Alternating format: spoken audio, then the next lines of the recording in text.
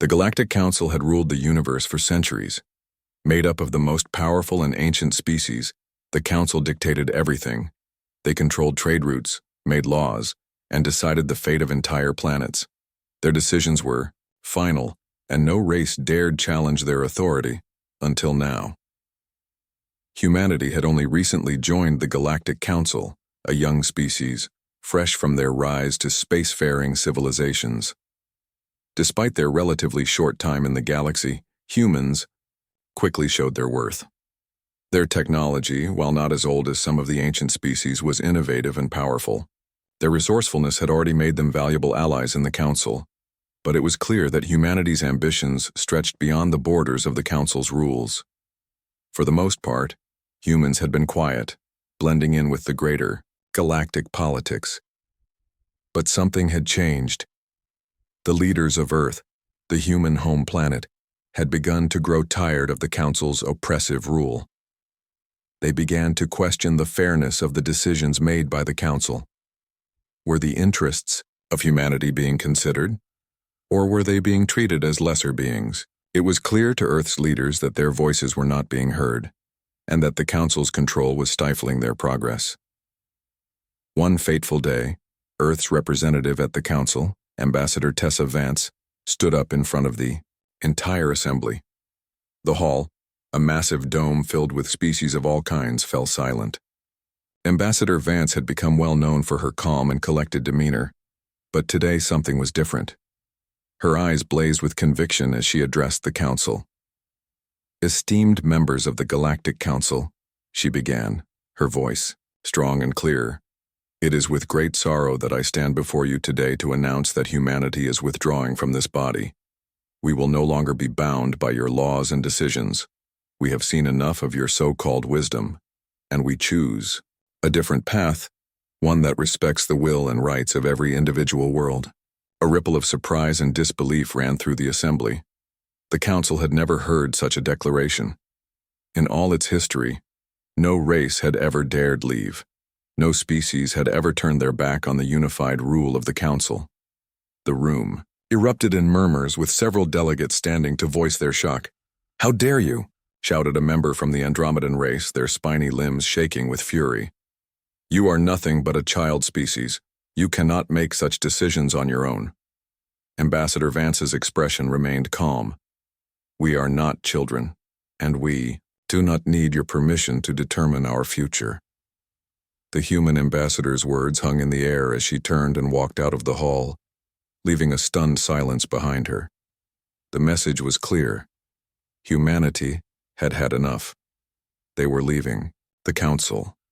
They would no longer follow the orders of the ancient beings who had controlled the galaxy for so long. But as the humans made their exit, the rest of the galaxy was left in shock. The question lingered: what would happen next? Back on Earth, the decision to leave the Council had not been made lightly. The Council's control over the galaxy had been vast and powerful, and abandoning it meant turning their backs on many years of diplomacy and alliances. However, Earth's leaders felt that this was the only path forward. They had to chart their own course.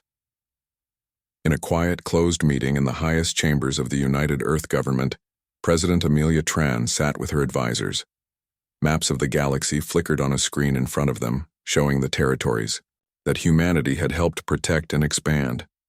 Their economy, though still young in the galactic scale, had been booming. But there was always a catch. The Council's rules and regulations limited human growth and expansion. "We've been part of this Council for a long time, but at what cost?" President Tran asked, her voice steady, yet filled with underlying frustration. "The Council does not see us as equals. It's time we take control of our own destiny." Her advisor, Colonel Roderick Graves, a retired military strategist, leaned forward. "What about the risks? If the Council decides to retaliate, we won't be prepared. Our fleet is strong, but we are still just one species among many. The Council controls entire fleets of warships." Tran nodded. "I know, but we've already been preparing for such a moment. We are not alone in this decision. We have allies, many of whom are also tired of the Council's tyranny. We will forge New alliances make new deals, but most importantly, we will show the galaxy that humanity is a force to be reckoned with. The human race, despite their young age in the galaxy, had always been resourceful and determined. They were adaptable and quick to learn. Their fleets, though not as numerous as those of the Council, were equipped with advanced technology and tactical brilliance. It was no longer about the size of the fleet. It was about the will to act and the courage to stand up for what was right, and act they did. As the news of Earth's withdrawal spread throughout the galaxy, various factions took notice. Some were furious, insisting that the Council would not allow such an act of defiance. Others, more curious, began to watch from the shadows. Some were secretly intrigued, wondering if humanity's departure might signal the beginning of something new, a shift in the power balance. Meanwhile, the Council scrambled to respond. How could they allow a single species to abandon them without consequences? They quickly summoned a meeting of their highest-ranking officials, a gathering of the most powerful beings in the galaxy. The response was unanimous. Humanity must be punished. They had broken the rules and there would be no room for leniency. We must act swiftly, the voice of the Zinthar delegate, a towering reptilian figure, echoed through the chamber. If we let this defiance stand, other species will follow. The galaxy cannot be allowed to fracture. We must strike before it is too late. But as the Council leaders bickered and argued about their next move, one thing was certain. The universe was already trembling. No one knew it yet, but humanity had just begun to rise. The news of humanity's decision to leave the Galactic Council spread like wildfire across the galaxy. It wasn't just a simple withdrawal. It was a bold, unprecedented move that shook the foundations of the galactic order. The universe, for the first time in centuries, saw that even the mightiest institutions could be defied. The Council's leaders were in disarray. They had never dealt with something like this before. The Zinthar, a race of massive reptilian beings, were the first to speak up.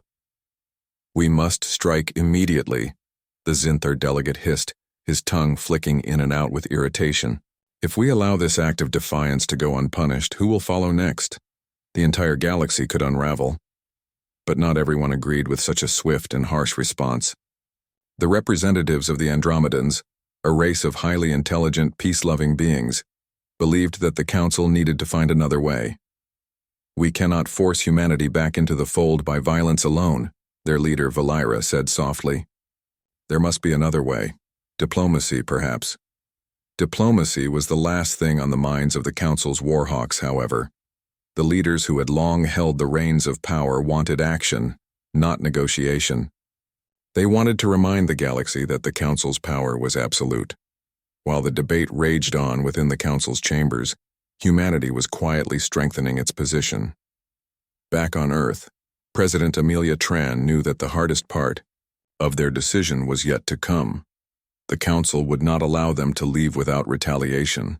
They had to prepare, not just for a fight, but for a complete transformation of their place in the galaxy. The first steps had already been taken. Humanity's military forces, which had been growing quietly in the background, began to make their presence known. The Earth fleet, once a modest collection of ships, was now rapidly expanding. New warships designed for speed and precision were being deployed. These ships were faster than the Council's fleets, and their weapons were far more advanced than anyone had anticipated. At the same time, Earth's leaders began reaching out to other species, those who had long felt oppressed by the Council's rule. There were whispers of alliances forming in the shadows, of secret meetings between human diplomats and alien leaders who shared their frustration with the Council. These races, though not as powerful as the Council's main factions, had their own strengths. And when united with humanity, they could form a force that could challenge even the most powerful empires. One such race, the Kratar, a small but fierce warrior species, had already pledged their support. The Kratar had been mistreated by the Council for years, their colonies treated as expendable, and their warriors used as pawns in the Council's endless wars. Their leader, Commander Vrax, saw humanity's rebellion as the spark that would ignite the galaxy's liberation. "We fight with you, humans," Vrax had declared. Together, we can be the galaxy's new dawn. Other species, too, had begun to quietly rally around humanity. The Hilrics, a race of telepathic beings, had long been forced into silence by the Council's laws. Now, with the possibility of freedom, they began to offer their skills in exchange for humanity's protection. These telepaths were capable of communicating across vast distances, allowing for the formation of covert networks that could bypass the Council's spies. But even with these new alliances, President Tran knew that humanity couldn't rely solely on the support of these smaller races. The true test would come when the Council responded. The real question was how fast they could build the kind of military might that would make their independence unshakable. As the days passed, humanity's resolve only grew stronger. President Tran met with her closest military advisors, including Colonel Roderick Graves, the retired strategist who had played a key role in Earth's initial military development. He was an old hand at tactics and knew the Council's methods, inside and out. "The Council will not make the first move. They'll want to test us," Colonel Graves warned. "We need to be ready for their fleets to show up at Earth's doorstep, or worse, for them to attack our colonies." Tran nodded. "And we'll be ready. But we can't just sit and wait. We need to go on the offensive. We need to strike at their weakest points, disrupt their supply lines, and show them that we are not to be underestimated." The next few weeks were filled with rapid but calculated actions. Humanity began launching coordinated strikes against Council-controlled systems targeting infrastructure, weapons depots, and communication hubs. These strikes were not meant to destroy entire planets, but to cripple the Council's ability to respond. Every move was planned meticulously, ensuring that each action sent a clear message to the Council. Humanity was no longer afraid, and they would not be cowed into submission. Meanwhile, the Council, still reeling from humanity's sudden and unexpected withdrawal, was scrambling to respond. They had underestimated the humans, thinking they would cower at the first sign of aggression. But humans did not run from a fight. They faced it head-on, with intelligence and determination. Then came the first real confrontation. A human ship, the USS Vanguard, on a routine patrol near a neutral zone, encountered a fleet of Andromedan warships. The Andromedans, who had long acted as the Council's peacekeepers, had orders to intercept any human vessels that ventured too far into Council-controlled space. The Vanguard, a sleek and deadly ship designed for stealth and speed, was commanded by Captain Elena Reyes, a rising star in the human fleet. When the Andromedan fleet demanded that the Vanguard halt and turn back, Reyes knew they were testing humanity's resolve. Instead of complying, she gave the order to engage. The battle that ensued was swift and brutal. The Andromedan ships, though technologically advanced, were slower and less maneuverable than the Vanguard. With expert precision, Reyes's crew outflanked the Andromedan fleet, taking down their flagship in a matter of minutes. The Andromedans, shocked by the humans' strength, were forced to retreat. The USS Vanguard had won, and humanity had sent a clear message to the galaxy. They would not be intimidated. The Council's leaders, now fully aware of the threat humanity posed, convened once more. The debates were heated, with some calling for immediate retaliation, while others urged caution, fearing that an all-out war with humanity would destroy the fragile peace that still existed in the galaxy. But one thing was certain: the universe had been irrevocably changed, and the Council could no longer deny that humanity was a power to be reckoned with. The Council had never faced a situation like this before. Humanity, a young species that had barely made a name for itself on the galactic stage, had managed to break away from the powerful Galactic Council. Their swift departure had sent shockwaves throughout the galaxy. Now the question was, how would the Council respond? The first sign came when a human patrol ship, the USS Vanguard, found itself face-to-face with a fleet of Andromedan warships. The Andromedans, who had long been loyal enforcers of the Council's will, were ordered to intercept any human ships that ventured too close to Council-controlled space. The Andromedans were strong and skilled warriors, and their fleets were formidable, but they had never been faced with a human fleet before, especially not one that was prepared to stand its ground. Captain Elena Reyes, commanding the USS Vanguard, knew the risks. She had served in the human fleet for years and had witnessed the growing tension between humanity and the Council. This was not just a simple patrol mission, it was a test of humanity's resolve, a test of its power, and perhaps even a test of the Council's reaction. She was prepared to show the galaxy that humanity would not be intimidated. As the Andromedan warships closed in, Reyes's crew remained calm and focused. They had practiced for this moment, running countless simulations. The Vanguard, designed for speed and stealth, could easily outmaneuver the Andromedan's slower ships. But Reyes knew that speed alone wouldn't win this battle. It would take strategy, precision, and a clear message. The Andromedan fleet sent a transmission demanding that the Vanguard turn back. "This is Andromedan Fleet Command. You are trespassing in Council-controlled space. Cease all operations and return to Earth immediately or face consequences." Reyes stood firm. "This is Captain Elena Reyes of the USS Vanguard.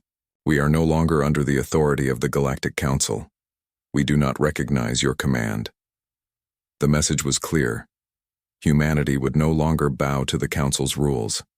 The Andromedan commander, a towering figure with scales of dark green and eyes that glowed like embers, growled in frustration, "You will regret this, human."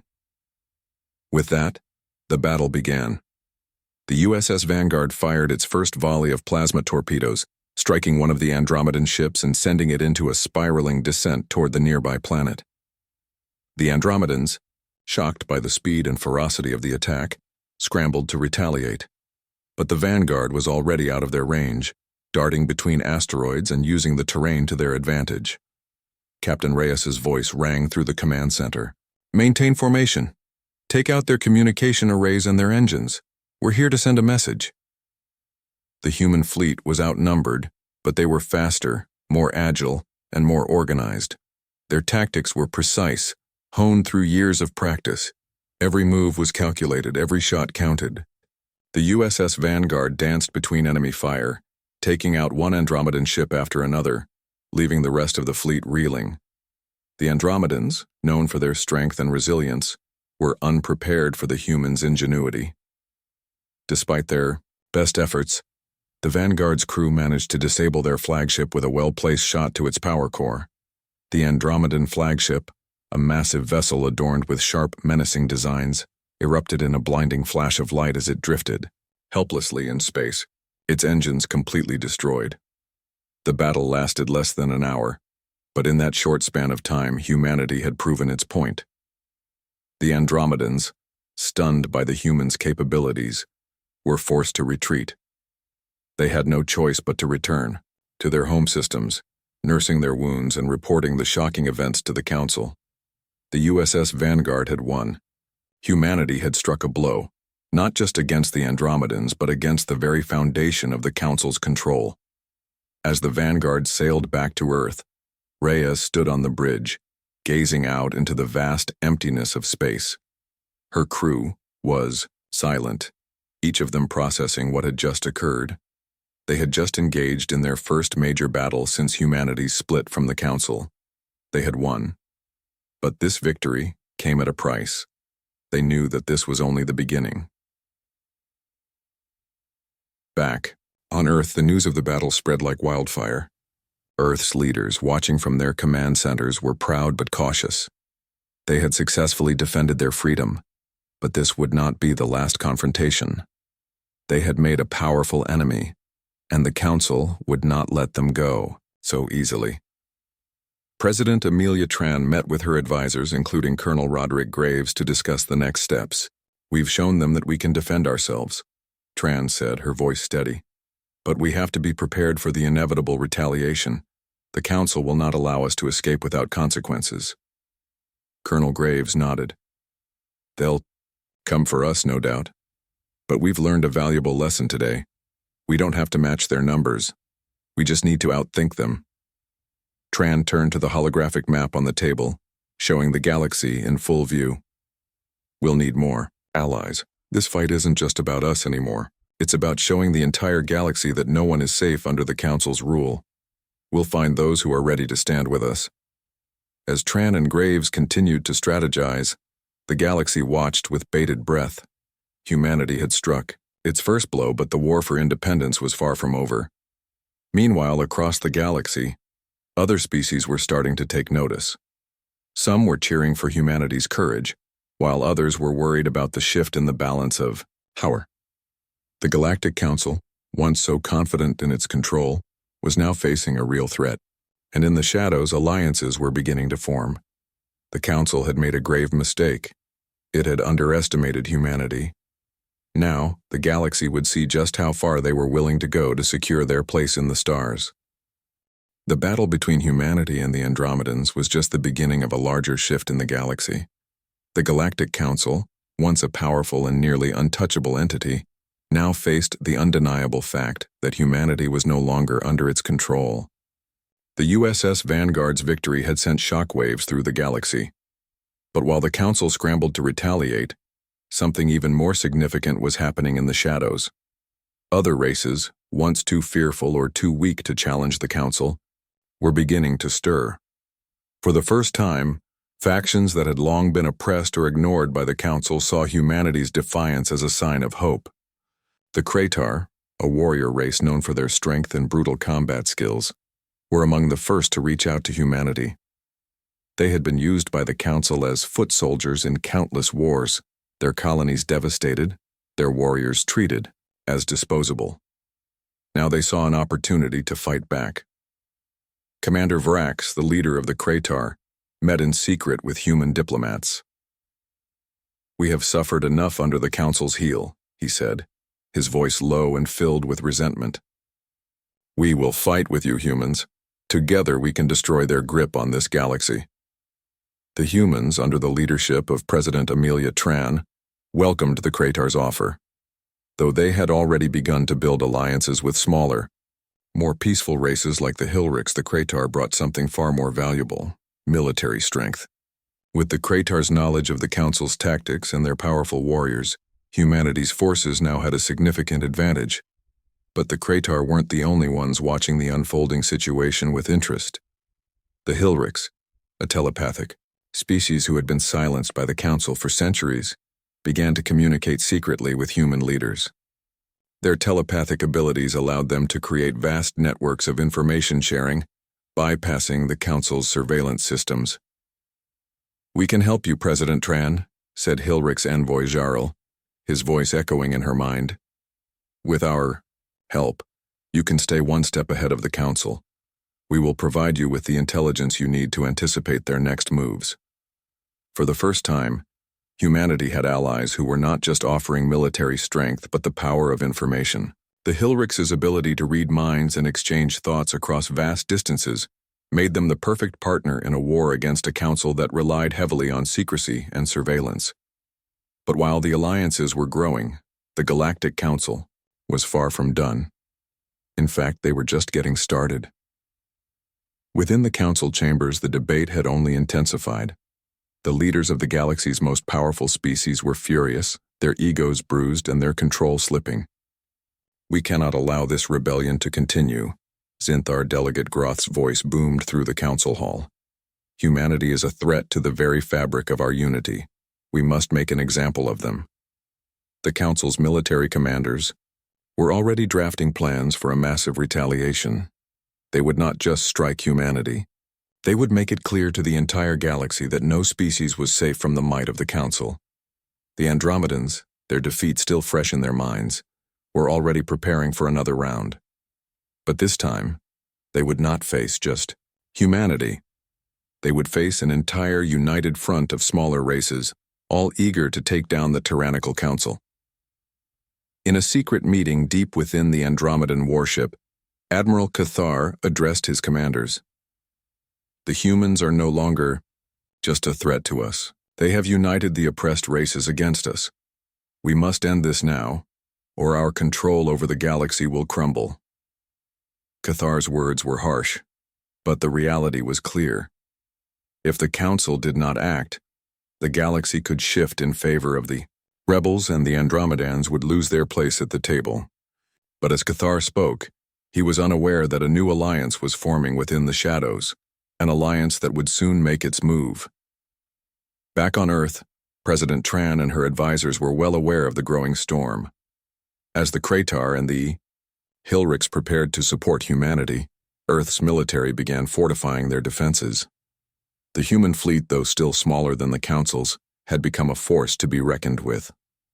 The USS Vanguard, now a symbol of human defiance, was joined by a growing number of ships. Earth's technology, combined with the Kratar's knowledge of battle tactics, allowed for quick strikes against Council ships and supply routes. Colonel Roderick Graves, always the strategist, now had a powerful team to work with. "We can't wait for them to come to us," he told President Tran. "We need to take the fight to them. We need to hit their supply lines, their communication hubs, and cripple their fleets before they have a chance to retaliate." Tran nodded. Her eyes focused on the galaxy map before her. The next move would be critical. The Council was powerful, but they were also spread thin. Their control over the galaxy was not as secure as they believed. Humanity's fleet was still growing, and with the Kratar's strength and the Hilriks' intelligence, they had the upper hand in a war of attrition. "We'll hit them where it hurts," Tran said. "We'll disrupt their operations and spread them thin. If we can do that, we'll force them to the negotiating table." But the Council was not blind to the shifting tides. They had their own intelligence network, and word of the growing alliances reached them quickly. The Andromedans were already preparing their retaliation, and the Zinthar, though more cautious, were making their own moves. The threat of war loomed large. For now, the galaxy was at a tipping point. Humanity had abandoned the Council, and in doing so had sparked a revolution. The once untouchable power of the Council was now under threat, and the oppressed races of the galaxy were ready to rise up. But war would come with a cost. The Council would fight to the last, and humanity would have to stand firm in the face of overwhelming odds. With the Kratar, the Hilriks, and other allies at their side, humanity had taken its first step toward freedom. But the true battle for the galaxy was just beginning. As the Council's warships began to move, ready to strike at humanity's allies and Earth's growing fleet, one thing was certain: the universe would never be the same again. The first shots had been fired, and the galaxy would tremble under the weight of this new conflict. The silence of space was shattered by the hum of engines, the deep rumble of a massive fleet on the move. The Galactic Council had finally made its decision. After weeks of debate and delay, the time had come to teach humanity a lesson they would never forget. The Andromedans, still licking their wounds from their defeat at the hands of the USS Vanguard, had been given orders to strike. But they were not alone. The Zinthar, the Council's most powerful military faction, had also mobilized their forces, preparing to launch an assault against Earth and its newfound allies. In a dark corner of the galaxy, the Andromedan fleet was gathering. Their warships, sleek and deadly, were fully equipped with the latest weapons technology. Though they had been humiliated in their previous encounter with the humans, their pride and the Council's pressure had left them with little choice but to return to battle. The Andromedans were fierce warriors, but they were also deeply loyal to the Council, perhaps more than they were to their own honor. To them, the defeat of humanity was now a matter of necessity. Admiral Cathar, their leader, stood at the front of the war room, his eyes cold and calculating. "We will crush them," he said, his voice low but filled with venom. "These humans have shown defiance, but they do not know the power of the Council. We will make them regret their decision." His commanders, all towering figures in their own right, nodded in agreement. The Andromedans had been defeated once, but now they had learned from their mistakes. They would not make the same errors again. Meanwhile, back on Earth, President Amelia Tran stood before her team, looking at the maps of the galaxy. She had received word of the Council's plans, and the news wasn't good. The Council had mobilized a massive fleet, one that dwarfed humanity's in numbers. But the human forces were not afraid. They had fought and won before, and they would do it again. "We know they're coming," President Tran said, her voice firm. "The Andromedans and the Zinthar, they want to crush us. But we will not go down without a fight. We've come too far to back down now." Colonel Roderick Graves, standing by her side, nodded. They may have numbers, but we have strategy, speed, and the element of surprise. The key is to disrupt their communications and supply lines. If we can do that, we can stop them before they even reach Earth. The plan was simple, but it wasn't going to be easy. Humanity would have to strike fast and hard, using their smaller, more agile fleet to outmaneuver the much larger Council forces. The USS Vanguard was ready, along with a dozen other human warships, but they needed more. The Kratar, their new allies, were ready to fight, but they needed to make sure the Council couldn't predict their next move. President Tran looked over the holographic map, her eyes narrowing. We'll hit them where they least expect. We've already proven we can outthink them. It's time to show them we can outfight them too. With the plan set in motion, humanity's fleet jumped into hyperspace, ready to engage the Council's forces before they could reach Earth. As the human ships sped through the stars, their allies, the Kratar and the Hilriks, prepared for their own roles in the battle. The Kratar would take the fight to the front lines, while the Hilriks would work from the shadows, using their telepathic abilities to anticipate the enemy's movements and intercept communications. The tension was palpable as the fleets drew closer to each other. For days, both sides waited in the dark, knowing that one wrong move could lead to the destruction of countless ships and lives. Humanity had no choice but to fight. They had already made their stand. There was no turning back now. When the fleets finally met, the clash was like nothing the galaxy had ever seen. The Andromedan and Zinthar ships filled the vast expanse of space, their weapons blazing with deadly force. But humanity was prepared. The USS Vanguard, alongside its fleet, darted in and out of the enemy lines, striking fast and retreating before the Andromedans could respond. The Kratar, fierce and unyielding, fought with a brutal intensity that shook the enemy to its core. The Hilriks, communicating silently across the stars, fed information to the human commanders, allowing them to anticipate the Council's every move. The first wave of the battle was a triumph for humanity. The Andromedans, though powerful, struggled to match the speed and precision of the human fleet. One by one, their ships fell, incapacitated by well-placed strikes. The Zinthar, though stronger, found themselves unable to keep up with the swiftness of the human tactics. But the Council was not finished. As the first wave of human ships retreated, the remaining Andromedan and Zinthar ships regrouped. Their commanders, furious at their earlier losses, adjusted their strategy. They knew that they could not let humanity win again. The second wave was far more intense. The Andromedans launched a coordinated attack, using their superior numbers to try and overwhelm the human fleet. Their ships surrounded the USS Vanguard, and for a moment, it seemed as though humanity might be on the verge of defeat. But Captain Elena Reyes aboard the Vanguard remained calm. She knew that this battle was far from over. "Hold your ground," Reyes shouted, her voice cutting through the chaos of the battle. "We've beaten them before, and we will do it again." With a series of precise commands, Reyes ordered her fleet to engage in a feint, drawing the Andromedan ships away from the Vanguard. As the enemy ships followed, the human fleet launched a devastating counterattack, catching the Andromedans off guard. In the heat of battle, the USS Vanguard delivered a critical blow to the Andromedan flagship, its massive hull crumpling under the assault. The battle raged on, but the tide was turning. The Council's forces were slowly losing ground. With each passing minute, humanity's victory seemed more certain. The Zinthar, realizing that they could not defeat humanity with sheer force, began to retreat, their ships falling back to regroup. By the end of the day, the galaxy had witnessed a historic shift. Humanity had not only survived the Council's attack, they had made a statement. The Galactic Council was no longer the unquestioned ruler of the stars. Humanity had proven that they were not only capable of defending themselves, but of winning against the most powerful forces the galaxy had ever known. Back on Earth, President Tran watched as the last of the enemy ships retreated. The battle had been hard-fought, but humanity had emerged victorious once again. They had taken the fight to the Council and had won. But this was just the beginning. The galaxy was changing, and humanity was at the center of it all. As President Tran stood on the bridge of the USS Vanguard, She knew that the Council would not give up easily.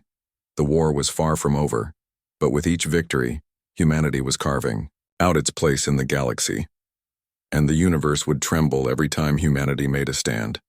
The universe had never been the same after humanity's rebellion against the Galactic Council. The first wave of battles had shown the galaxy that humans were not to be underestimated. The USS Vanguard's victory had sparked a movement, one that could not be stopped.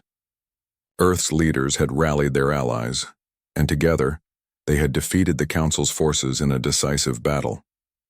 Now, humanity stood at the crossroads of a new era, one where their destiny was no longer controlled by the ancient rulers of the galaxy. Back on Earth, President Amelia Tran stood before the holographic map of the galaxy. The conflict had taken its toll, but humanity had endured. The Council, once so powerful, was now in disarray. Their fleets had been shattered, and their influence was rapidly fading. Humanity's victory was not just a military one. It was a message to the rest of the galaxy. "We've won," President Tran said, her voice calm but filled with a deep sense of pride. "But this is only the beginning. The galaxy has changed, and we need to make sure it changes for the better." Colonel Roderick Graves, standing beside her, nodded. "The Council will try to rebuild, but it won't be the same. They've lost their hold on the galaxy, and now, other species are looking to us. They want to see what we'll do next." The human victory had sent a ripple of hope across the galaxy. Species that had once been oppressed by the Council were beginning to rise, rallying around humanity's cause.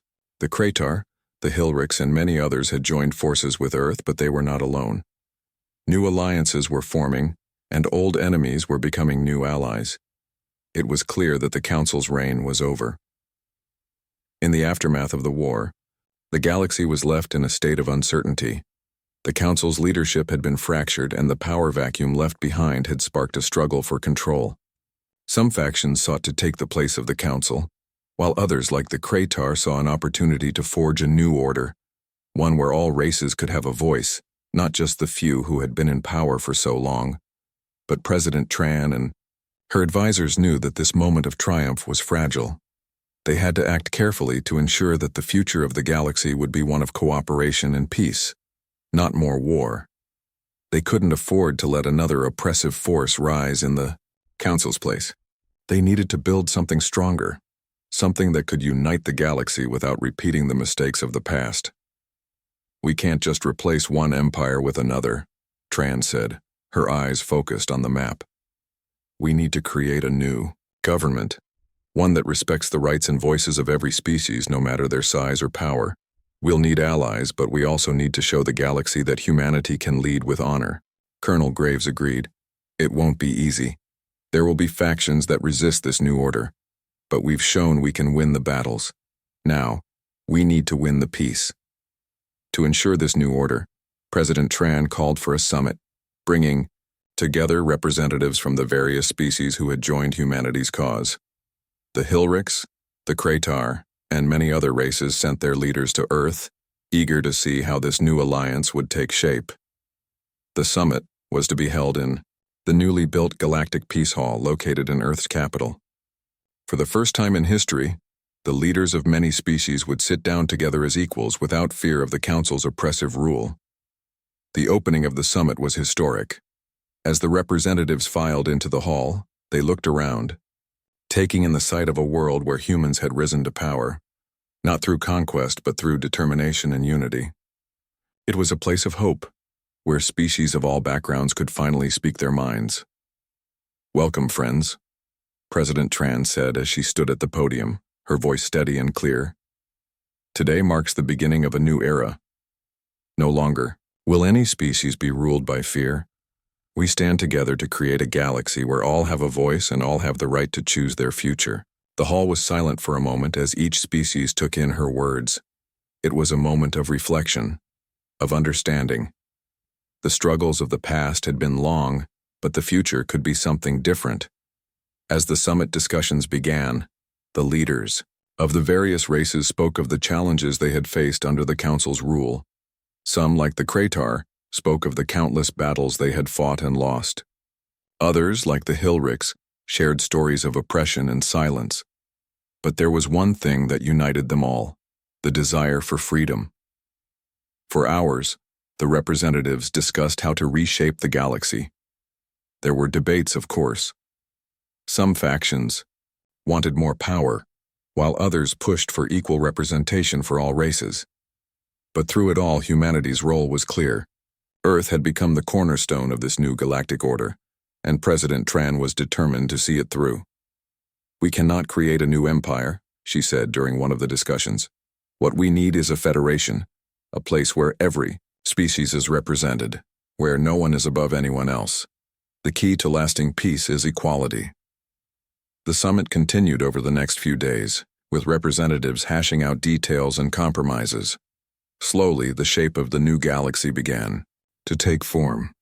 The Council, once a central authority, would be replaced by the Galactic Federation, a cooperative government where each race had an equal say.